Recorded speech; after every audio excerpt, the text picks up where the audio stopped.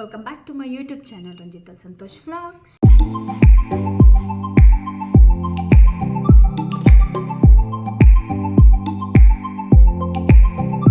So ಎಲ್ಲರ ಮನೇಲೂ ಹೇಗಿತ್ತು ಗೌರಿ ಗಣೇಶ ಹಬ್ಬ? ನಮ್ಮ ಮನೇಲಂತೂ ಲಿಟ್ರಲಿ ನಾನು ಎಕ್ಸ್ಪೆಕ್ಟೇ ಮಾಡಿರಲಿಲ್ಲ. ಆ ಮಕ್ಕಳ ಜೊತೆಲಿ ನಾನು ಇಷ್ಟು ಚೆನ್ನಾಗಿ ಗೌರಿ ಗಣೇಶ ಹಬ್ಬನ ಮಾಡ್ತೀವಿ ಅಂತ. ಗೌರಿ ಹಬ್ಬ ಓಕೆ, ಎಲ್ಲರ ಮನೆಯಲ್ಲೂ ಸಾಮಾನ್ಯವಾಗಿ ಗೌರಿನ ಕೂರಿಸಿ ಪೂಜೆ ಮಾಡೋ ಅಂಥದ್ದು ಇರುತ್ತೆ. ಹೊಸ್ಲು ಪೂಜೆ, ಬಾಗಿಲು ಪೂಜೆ ಮಾಡೋದೆಲ್ಲ ಇರುತ್ತೆ. ಗಣೇಶ ಚತುರ್ಥಿ ಅಂತ ಅಂದಮೇಲೆ ಗಣೇಶನ ಕೂರಿಸಿ ಪೂಜೆ ಮಾಡೋದಿರುತ್ತೆ, ಎಲ್ರಿಗೂ ಗೊತ್ತಿರೋ ವಿಷಯ. ಆದರೆ ನನಗೆ ಈ ವರ್ಷ ತುಂಬ ತುಂಬ ಸ್ಪೆಷಲ್ಲಾಗಿತ್ತು ಈ ಗಣೇಶ ಚತುರ್ಥಿ. ಯಾಕಂದರೆ ನಾನು ಚಿಕ್ಕವಳಿದ್ದಾಗ, ನಾನು ಮದುವೆ ಮುಂಚೆ ಎಲ್ಲ ನಾನು ಊರಲ್ಲಿ ಎಲ್ಲೋ ದೇವಸ್ಥಾನದಲ್ಲೋ ಅಥವಾ ಹುಡುಗರು ಯಾರಾದರೂ ಗಣಪತಿ ಕೂರಿಸ್ತಾಯಿದ್ರು, ಅಲ್ಲಿ ಹೋಗಿ ಪೂಜೆ ಮಾಡಿಸ್ಕೊಂಡು ಬಂದು, ಅಣ್ಕಾಯಿ ಎಲ್ಲ ಮಾಡಿಸ್ಕೊಂಡು ಬಂದು ಪೂಜೆ ಮಾಡಿಸೋದು, ಮನೆಗೆ ಬಂದು ಹಬ್ಬದ ಊಟ ಮಾಡೋ ಮನೇಲಿ ಪೂಜೆ ಮಾಡಿ ಊಟ ಮಾಡೋದಿತ್ತು. ಬಟ್ ಇವಾಗ ಮದುವೆ ಆದಮೇಲೆ, ನನ್ನ ಆಫ್ಟರ್ ಮ್ಯಾರೇಜು, ನಮ್ಮ ಮನೇಲಿ ನಾನು ಯಾವತ್ತೂ ಗಣಪತಿ ಕೂರಿಸಿಲ್ಲ. ಯಾಕೆ ಅಂದರೆ ಗಣಪತಿ ಆಗಿರ್ಬೋದು, ವರಮಹಾಲಕ್ಷ್ಮಿ ಆಗಿರ್ಬೋದು, ಅದರದ್ದೇ ಆದಂಥ ರೀತಿ ರಿವಾಜ್ ಅನ್ನೋದು ಇರುತ್ತೆ, ತುಂಬ ನಿಯಮಗಳಿರುತ್ತೆ. ಅದನ್ನೆಲ್ಲನೂ ನೀಟಾಗಿ ಪಾಲಿಸ್ಕೊಂಡು ಪೂಜೆ ಮಾಡಿದರೆ ಮಾಡ್ಬೋದು. ಇಲ್ಲ ಅಂದರೆ ಸುಮ್ಮನೆ ಎಲ್ಲರೂ ಮಾಡ್ತಾರಲ್ಲ, ನಾವು ಮಾಡೋಣ, ಗಣಪತಿ ಕೂರಿಸಿ ಗಣಪತಿ ತಂದು ಮಾಡೋಣ ಅಂತ. ಅದಕ್ಕೆ ಸುಮ್ಮನೆ ತಂದುಬಿಟ್ಟು ಯಾವುದ್ಯಾವುದೋ, ಅಂದರೆ ಪೂಜೆ ಎಲ್ಲ ಒಂದೇ, ಬಟ್ ದೇವರು ಹೀಗೆ ಮಾಡಿ ಹಾಗೆ ಮಾಡಿ ಅಂತ ಹೇಳಲ್ಲ. ಆದ್ರೂ ನಮಗೆ ಮನಸ್ಸಿರಲ್ಲ. ನಮಗೆ ಅದಕ್ಕೆ ಆದಂಥ ಒಂದು ರೀತಿ ಇರುತ್ತೆ, ನೀತಿ ಇರುತ್ತೆ. ಇಂಥ ಟೈಮ್ಗೆ ಬಿಡಬೇಕು, ಇಂಥ ಟೈಮ್ಗೆ ಕೂರಿಸ್ಬೇಕು, ಇಂಥ ಟೈಮ್ಗೆ ವಿಸರ್ಜನೆ ಮಾಡಬೇಕು, ನೈವೇದ್ಯ ಮಾಡಬೇಕು, ಪೂಜೆ ಮಾಡೋ ರೀತಿ ಆಗಿರ್ಬೋದು, ಎಲ್ಲದೂ ಇರುತ್ತೆ. ಸ್ವಲ್ಪ ಭಯ ನನಗೆ, ಹಂಗೆಲ್ಲ ಮಾಡೋಕ್ಕೆ ನನಗೆ ಇಷ್ಟ ಆಗಲ್ಲ. ಇಲ್ಲೆಲ್ಲಾದರೂ ಗಣಪತಿ ಕೂರಿಸಿದ್ರೆ ಅದಕ್ಕೆ ಹೋಗಿ ಪೂಜೆ ಮಾಡಿಸ್ಕೊಂಡು ಬರೋ ಅಂಥದ್ದು ನಂದು ಅಷ್ಟೇ. ಗಣಪತಿ ತೋರಿಸ್ಕೊಂಡು ಅದಕ್ಕೆ ನನ್ನ ಮಗನಿಗೆ. ಬಟ್ ಲಾಸ್ಟ್ 1 ವೀಕಿಂದ ನಮ್ಮ ಮನೆ ಹತ್ರ ಒಂದು ಚಿಲ್ಟರಿಗಳು, ಒಂದು 8-9 ವರ್ಷದ ಆಸ್ಪಾಸಿನ ಮಕ್ಕಳು ಅಷ್ಟೇ, ಒಂದು 10 ಮಕ್ಕಳು ಹೆಂಗೆ ಓಡಾಡ್ತಿದ್ದಾವೆ ಅಂದರೆ, ಒಂದು ವಾರದಿಂದನೂ ಅವಕ್ಕೆ ಚಪ್ರ ಹಾಕ್ಬಿಟ್ಟು ಒಂದು ಟೆಂಟ್ ಥರ ಮಾಡಿಬಿಟ್ಟು ಗಣಪತಿ ಕೂರಿಸ್ಬೇಕು ಅಷ್ಟೇ ಅವ್ರ ಮೈಂಡಲ್ಲಿರೋದು. ಆಮೇಲೆ ಎಲ್ಲರ ಮನೆಗೆ ಹೋಗಿ ಕಲೆಕ್ಷನ್ ಎಲ್ಲ ಮಾಡಿಕೊಂಡು ಒಂದು 2,400 ಅಷ್ಟೇ ಅವರು ಅಮೌಂಟೆಲ್ಲ ಕಲೆಕ್ಟ್ ಮಾಡಿ ಇಟ್ಕೊಂಡಿದ್ದು. ನಾನು ನೋಡಿದೆ 2 ದಿನ ನೋಡಿದೆ, 3 ದಿನ ನೋಡಿದೆ. ಸ್ಕೂಲಿಂದ ಬಿಟ್ಟು ಬರೋದು, ಟೆಂಟ್ ಹಾಕೋಕ್ಕೆ ಪರದಾಡೋದು, ಒಬ್ಬರು ಇಲ್ಲ ದೊಡ್ಡವರು ಎಲ್ಪ್ ಮಾಡೋಕ್ಕೆ ಮಕ್ಕಳಿಗೆ. ಅಂದರೆ ಒಬ್ಬರು ಇದ್ದರು, ಒಂದು 4 ಕಂಬ ನೆಟ್ಬಿಟ್ಟು ಹೋದ್ರು. ಅವರು ಮಾಡಿದ್ರು ಪಾಪ. ಅವ್ರಿಗೇನು ಗೊತ್ತು, ಈಗ ನಮ್ಮ ಥರನೇ ಅಲ್ವಾ ಅವರು ಯೋಚನೆ ಮಾಡೋದು. ಯಾರೋ ಮಾಡ್ತಾ ಇರ್ಬೋದು, ಯಾರೋ ದೊಡ್ಡವರು ಇರ್ಬೋದು ಮಕ್ಕಳಿಗೆ ಹೆಲ್ಪ್ ಮಾಡೋಕ್ಕೆ, ವಹಿಸ್ಕೊಂಡು ಮಾಡ್ತಾ ಇರ್ತಾರೆ ಅಂತ ಅವರು ಅಂದ್ಕೊಂಡಿರ್ತಾರೆ. ನಾನು ಹಂಗೆ ಅಂದ್ಕೊಂಡಿದ್ದು. ಆಮೇಲೆ 4 ಅದ್ರದ್ದು ವ್ಲಾಗ್ ಕೂಡ ನಿಮ್ಮ ಹತ್ರ ಶೇರ್ ಮಾಡಿದ್ದೀನಿ. ನಾನು ಹಂಗೆ ಅಂದ್ಕೊಂಡೆ. ಮಕ್ಕಳು ಬಂದುಬಿಟ್ಟು ಒಂದು 4 ಕಂಬ ನೆಟ್ವು. ಅದಾದಮೇಲೆ ಕಂಬ ಒಂದೊಂದಾಗೆ ಶೇಕ್ ಆಗೋಕ್ಕೆ ಶುರುವಾಯಿತು. ಜೋರಾಗಿ ಗಾಳಿ ಬಂದರೆ ಹಿಂಗೆ ಅಲ್ಲಾಡ್ತಾ ಇದೆ. ನಾನು ಯೋಚನೆ ಮಾಡಿದೆ, ಹೆಂಗೆ ಮಕ್ಕಳು ಇಲ್ಲಿ ಗಣಪತಿ ಕೂರಿಸ್ತಾರೆ, ಯಾರೂ ದೊಡ್ಡವರು ಇಲ್ಲ ಹೆಲ್ಪ್ ಮಾಡೋಕ್ಕೆ ಮಕ್ಕಳಿಗೆ. ನಾವು ಹೋಗಿ ಮಾಡೋಕ್ಕಾಗಲ್ಲ, ಕಂಬ ಎಲ್ಲ ನೆಟ್ಟು ಚಪ್ರ ಎಲ್ಲ ಹಾಕಿ ನಮ್ಮ ಕೈಲಾಗಲ್ಲ. ಯಾರೋ ಒಂದು ದೊಡ್ಡವ್ರನ್ನ ಸಪೋರ್ಟ್ ಹೆಲ್ಪ್ ತಗೋಬೋದಿತ್ತಲ್ಲ, ಪೇರೆಂಟ್ಸ್ ಯಾರನ್ನಾರು ಕರ್ಕೊಂಡು ಬರೋದಲ್ವ ಅಂತ ನನ್ನ ಮಕ್ಕಳಿಗೂ ಹೇಳಿದೆ. ಆಂಟಿ ಯಾರೂ ಬರೋಲ್ಲ, ನಮ್ಮ ಪೇರೆಂಟ್ಸು, ಅದಕ್ಕೆ ನೀವೇ ಹೆಲ್ಪ್ ಮಾಡಿ, ಅದು ಕೊಡಿ ಇದು ಕೊಡಿ ಅಂತ ತುಂಬ ತಲೆ ತಿಂದ್ವು ಮಕ್ಕಳು. ಸರಿ ಆಯಿತು ಅಂದ್ಬಿಟ್ಟು ಏನೋ ಮಾಡ್ಕೊತಾವಲ್ಲ ಮಕ್ಕಳು, ಎಲ್ಲ ಏರಿಯಾದಲ್ಲೂ ಚಿಕ್ಕ ಗಣಪತಿ ಕೂರಿಸ್ಕೊಂಡು ಏನೋ ಒಂದು ಮಾಡ್ಕೊತಾವಲ್ಲ ಅಂತ ಸುಮ್ಮನೆ ಇದ್ದೆ. ಆಮೇಲೆ ಯಾವಾಗ ಅದು ಟೆಂಟು ಶೇಕ್ ಆಗೋಕ್ಕೆ ಶುರುವಾಯಿತು, ಮಕ್ಕಳೆಲ್ಲ ಫುಲ್ ಡಿಸಪಾಯಿಂಟು, ಯಾರು ಹೆಲ್ಪ್ ಮಾಡೋಕ್ಕೆ ಬರಲೇ ಇಲ್ಲ. ಸೊ ಫೈನಲಿ ನಾವು ಅಂದ್ಕೊಂಡ್ವಿ, ಇಲ್ಲ ಮಕ್ಕಳಿಗೊಂದು ಟೆಂಟ್ ಥರ ಏನಾದರೂ ಮಾಡಿಕೊಟ್ಬಿಡೋಣ. ಟೆಂಟ್ ಮಾಡೋಕ್ಕೆ ಯಾರಿಗೆ ಟೈಮ್ ಇರುತ್ತೆ ಗುರು, ಎಲ್ಲರಿಗೂ ಅವ್ರದ್ದೇ ಆದಂಥ ಕೆಲಸ ಇರ್ತವೆ. ಸಂತೋಷ ಅಂದ್ಕೊಂಡ್ರು, ಇಲ್ಲ ಒಂದು ಚಿಕ್ಕದಾಗಿ ಒಂದು ಟೆಂಟ್ ಅಥವಾ ಶಾಮಿಯಾನ ಏನಾದರೂ ಹಾಕ್ಕೊಟ್ಟು ಬಿಡೋಣ ಮಕ್ಕಳಿಗೆ ಅಂತ ಅಂದ್ಕೊಂಡ್ವಿ. ಸೊ ಮಕ್ಕಳ ಮುಖ ನೋಡೋಕ್ಕಾಗ್ದೇ, ಅವ್ರು ಬೇಜಾರಲ್ಲಿ ಇರೋದನ್ನ ನೋಡೋಕ್ಕಾಗ್ದೇ ಸಂತೋಷು ಪೆಂಡಲು ತಂದುಕೊಟ್ರು, ಪೆಂಡಲ್ ಹಾಕ್ಸಿದ್ರು. ಅದಾದಮೇಲೆ ಗಣಪತಿನೂ ತಂದುಕೊಟ್ರು. ಆಲ್ ಆಫ್ ಎ ಸಡನ್ ಎಲ್ಲನೂ. ಆಮೇಲೆ ಟೆಂಟ್ ಹೋಗಿ ಪೆಂಡಲ್ ಹಾಕಿದ್ರು, ಪೆಂಡಲ್ ಬಂತು. ಅದಾದಮೇಲೆ ಮಕ್ಕಳು ಖುಷಿಗೆ ಲಿಮಿಟೇ ಇಲ್ಲ. ಅಷ್ಟು ಖುಷಿಪಟ್ಟರು, ಅಯ್ಯೋ ಪೆಂಡಲ್ ಬಂತು, ಗಣಪತಿ ಕೂರಿಸ್ತಿದ್ದೀವಿ ನಾವು ಅಂತ. ಅದು ನೋಡೋಕ್ಕೆ ಒಂಥರ ಖುಷಿ ಕಣ್ರಿ. ನಮ್ಗೆ ಸೀರಿಯಸ್ಲಿ ಅದು ನಾವು ಮಕ್ಕಳು ಜೊತೇಲಿ ಇದ್ದು ಓಡಾಡಿಕೊಂಡು ಅವ್ರ ಖುಷಿ ನೋಡೋದ್ರಲ್ಲೇ ನಮಗೂ ಒಂಥರ ಖುಷಿ, ನೆಮ್ಮದಿ. ಅದೇ ಒಂಥರ ಹಬ್ಬ. ಗಣಪತಿ ತಂದುಕೊಟ್ರು. ಸಂತೋಷ್ಗೆ ಎವ್ರಿ ಇಯರ್ ಅವರು ಧರ್ಮಸ್ಥಳಕ್ಕೆ ಹೋಗೋ ಪ್ಲ್ಯಾನು. ಅಂದರೆ ಪ್ಲ್ಯಾನ್ ಮಾಡ್ಕೊತಾರೆ, ಪ್ರೀ ಪ್ಲ್ಯಾನ್ ಇರುತ್ತೆ ಅವ್ರದ್ದು. ಅಂದರೆ ಗೌರಿ ಹಬ್ಬದನೇ ಧರ್ಮಸ್ಥಳಕ್ಕೆ ಹೋಗೋದು, ಅದು ರೂಢಿಸ್ಕೊಂಡು ಬಂದಿರೋದು ಒಂದು 10-15 ಇಯರ್ಸಿಂದನೂ. ಅವ್ರಿಗೆ ಆ ಗೌರಿ ಗಣೇಶ ಹಬ್ಬದ ದಿನ ಬಿಟ್ಟರೆ ಬೇರೆ ದಿನಗಳಲ್ಲೆಲ್ಲ ಬ್ಯುಸಿ ಇರ್ತಾರೆ. ಬ್ಯುಸಿ ಅಂದರೆ ಬಿಸ್ನೆಸ್, ಆಫ್ಕೋರ್ಸ್ ಬ್ಯುಸಿನೇ ಇರ್ತಾರೆ.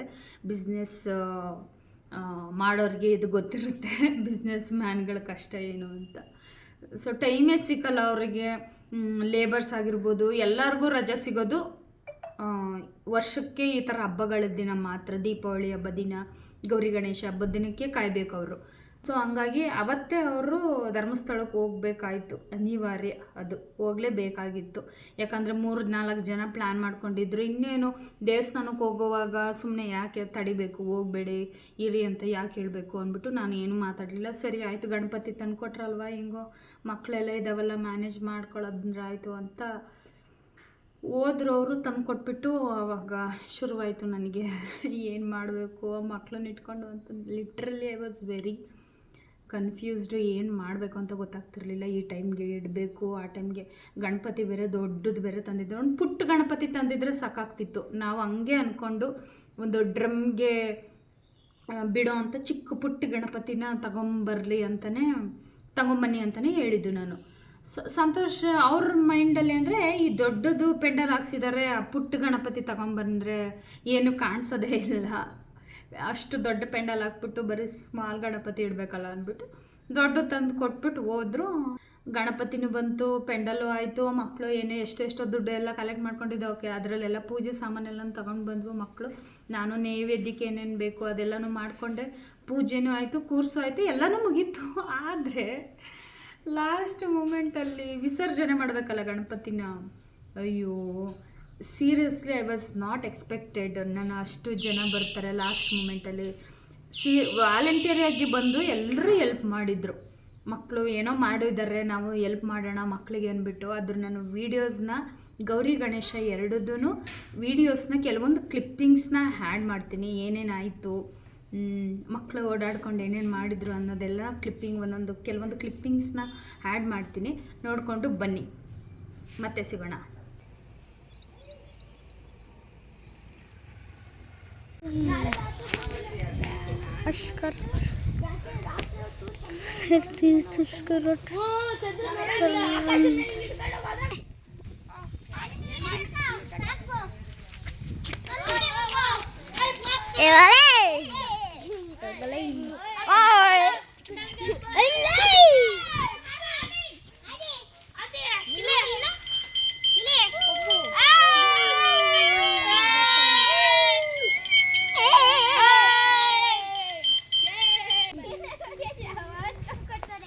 ಏನಂಡು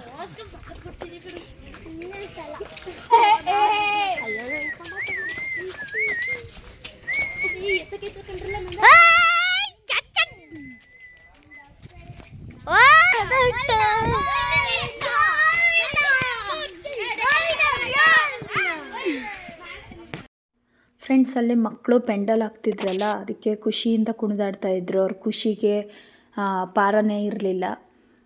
ನಾನಿಲ್ಲಿ ಒಳಗಡೆ ಗಣಪತಿ ಇಡೋದ್ರಿಂದ ನೈವೇದ್ಯಕ್ಕೆ ಏನಾದರೂ ಮಾಡ್ಕೊಳ್ಳೋಣ ಪೂಜೆಗೆ ಅಂದ್ಬಿಟ್ಟು ನಾನು ಒಳಗಡೆ ರೆಡಿ ಮಾಡ್ಕೊಳ್ತಾ ಇದ್ದೆ. ನಾನಿಲ್ಲಿ ನೈವೇದ್ಯಕ್ಕೆ ಅಂದ್ಬಿಟ್ಟು ಕರ್ಜಿಕಾಯಿ ಮಾಡ್ಕೊಳ್ಳೋಣ ಅಂತ ಮಾಡ್ಕೊಳ್ತಾ ಇದ್ದೀನಿ.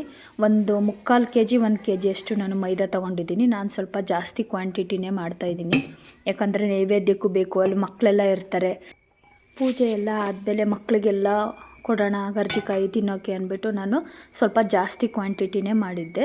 ಇಲ್ಲಿ ನಾನು 1 kg ಮೈದಾಗೆ ಒಂದು ಅಂದಾಜಲ್ಲಿ 400 ಗ್ರಾಮ್ ಚಿರೋಟಿ ರವೆನ ಮಿಕ್ಸ್ ಮಾಡಿ, ಆ್ಯಂಡ್ ನಾನಿಲ್ಲಿ ಸ್ವಲ್ಪ ಸಾಲ್ಟನ್ನ ಹಾಕ್ಕೊಳ್ತಾ ಇದ್ದೀನಿ. ಸ್ವಲ್ಪ ಅಷ್ಟೇ, 1 ಸ್ಪೂನಷ್ಟು. 1 kg ಹಿಟ್ಟಿಗೆ ನಾನು 1 ಸ್ಪೂನಷ್ಟು ಸಾಲ್ಟು, ಆ್ಯಂಡ್ ಒಂದು ನಾನು ಇಲ್ಲಿ ಅಂದಾಜು ಮೇಲೆ ಹಾಕ್ಕೊಳ್ತಿದ್ದೀನಿ. ಒಂದು 1/2 ಬೌಲಷ್ಟು ಆಯಿಲ್ ಹಾಕ್ಕೊಂಡು ಒಂದು 4 ಸ್ಪೂನ್ ಗೀ ಹಾಕ್ಕೊಂಡು ಮಿಕ್ಸ್ ಮಾಡ್ಕೊಳ್ತಿದ್ದೀನಿ. ನೀಟಾಗಿ ನಾದ್ಕೊಬೇಕು. ಚಿರೋಟಿ ಮತ್ತು ಮೈದಾನ ನಾದ್ಕೊಂಡು ಒಂದು ಚಪಾತಿ ಹಿಟ್ಟಿನ ಅದಕ್ಕೆ ಕಲಿಸ್ಕೊಂಡು ನೀಟಾಗಿ ನಾದ್ಕೊಂಡಷ್ಟು ಸಾಫ್ಟಾಗಿರುತ್ತೆ ಹಿಟ್ಟು. ಅದು ಸ್ವಲ್ಪ ಮ್ಯಾರಿನೇಟ್ ಆಗಬೇಕು. ಒಂದು 30 ಮಿನಿಟ್ಸ್ ನಾನು ಹಂಗೆ ಒಂದು ಪ್ಲೇಟನ್ನ ಮುಚ್ಚಿಬಿಟ್ಟು ಅದ್ರ ಮೇಲೆ ಎಣ್ಣೆ ಎಲ್ಲ ಹಾಕಿಬಿಟ್ಟು ಒಂದು ಪ್ಲೇಟ್ ಮುಚ್ಚಿಟ್ಟಿದ್ದೆ. ಇಲ್ಲಿ ಅದು ಮ್ಯಾರಿನೇಟ್ ಆಗೋವರೆಗೂ ನಾನು ಹೂರ್ಣ ಏನೇನು ಬೇಕು, ಕರ್ಜಿಕಾಯಿ ಒಳಗಡೆ ಹಾಕ್ತೀವಲ್ಲ ಅದಕ್ಕೆ ಏನೇನು ಬೇಕು ಅದನ್ನು ರೆಡಿ ಮಾಡ್ಕೊಳ್ತಿದ್ದೀನಿ.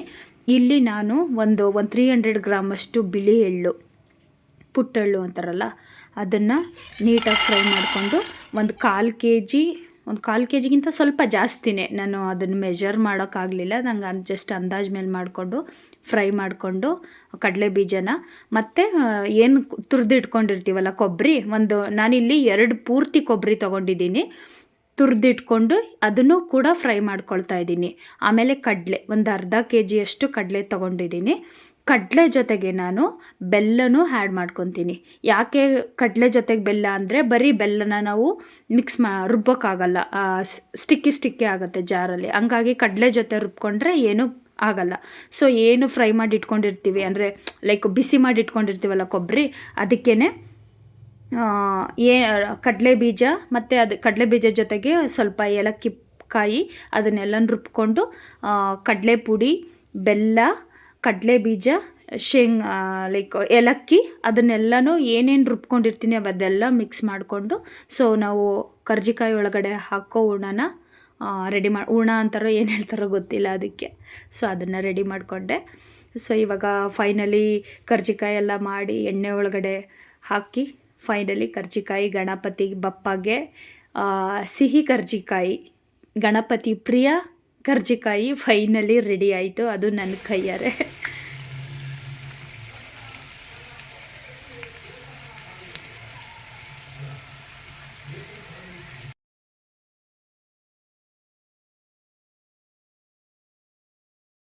ಫ್ರೆಂಡ್ಸ್, ಕರ್ಜಿಕಾಯಿ ಮಾಡಿ ಆಯಿತು ನೈವೇದ್ಯಕ್ಕೆ. ಇಲ್ಲಿ ನಾನು ರಂಗೋಲಿ ಬಿಡ್ತಾಯಿದ್ದೀನಿ. ನೀವು ನೋಡೋಕ್ಕೆ ಸ್ವಲ್ಪ ಫನ್ನಿ ಅನ್ನಿಸ್ಬೋದು, ಬಟ್ ಓಕೆ, ನಂಗೆ ಲಿಟ್ರಲಿ ರಂಗೋಲಿ ಬಿಡ್ಸೋಕ್ಕೆ ಬರಲ್ಲ.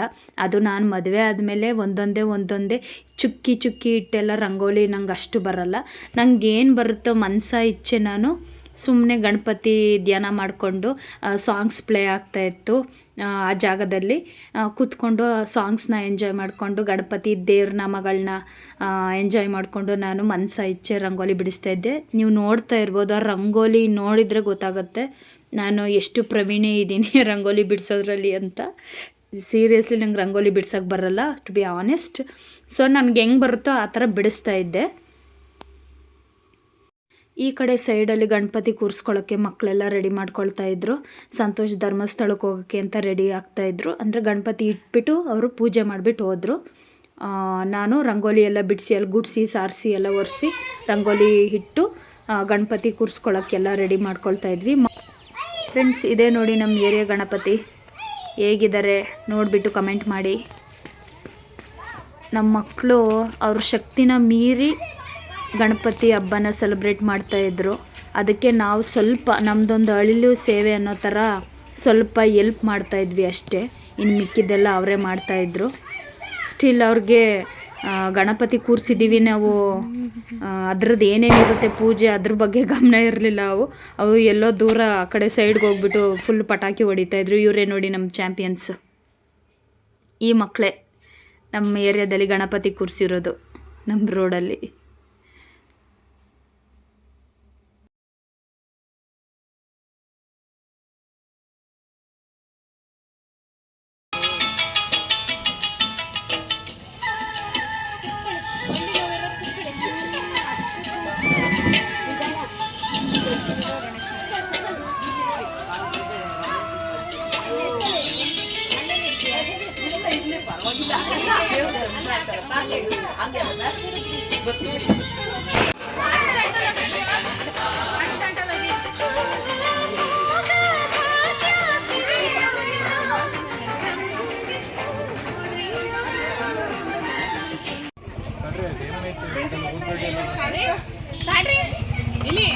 ದುಡ್ಡು ಈ ಪೆನ್ನು ಎಲ್ಲ ಇಟ್ಕೊಂಡು ಯಾರ್ಯಾರು ದುಡ್ಡು ಇಟ್ಟಿದ್ದಾರೆ ಅದೆಲ್ಲ ಓಕೆ ಅಲ್ಲಿ ಮ್ಯಾಚ್ ಬಾಕ್ಸ್ ಇಲ್ವಾ? ಅಲ್ಲಿ ಅಲ್ಲಿ ಪೂಜೆ ಸಾಮಾನು ಇಟ್ಕೊಳ್ಳಿ. ಅದು ಅಲ್ಲಿ ಮಾಡೋಣ. ಅಲ್ಲ ಅಲ್ಲಿ ಕೆರೆ ಹತ್ರ ಎಣ್ಣೆನ್ ಬೇಡ, ಬರೀ ಇದು ಒಂದು ತಟ್ಟೆ, ಒಂದು ಕರ್ಪೂರ ಸಾಕು. ಕಾಯಿ ಇದೆಯಲ್ಲ, ಕಾಯಿ ಇದೆಯಾ? ಕಾಯಿ ಕೊಡಿ, ಕಾಯಿ ಕೊಡಿ.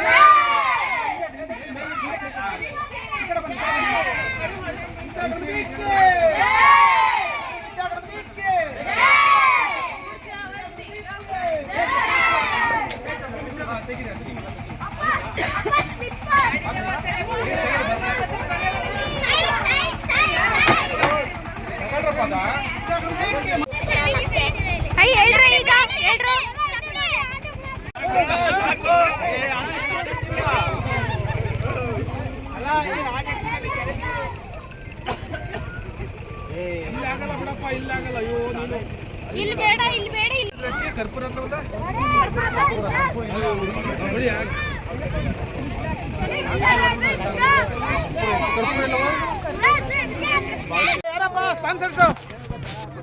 ಎಲ್ಲ ಕೂಡಕ್ ಬಿಟ್ರು ಪಾಪ ಹುಡುಗರು.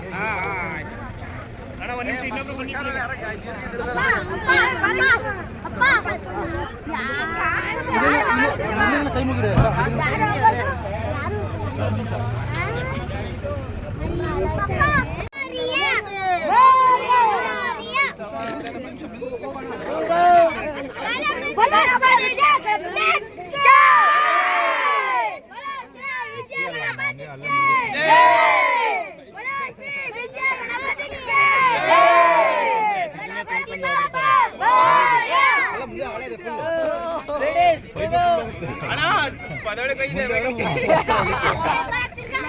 ಮಕ್ಕಳು ಮುಂದೆ ಹೋಗ್ಬೇಡಪ್ಪ, ಇಲ್ಲೇ ರೀ ಎಲ್ಲ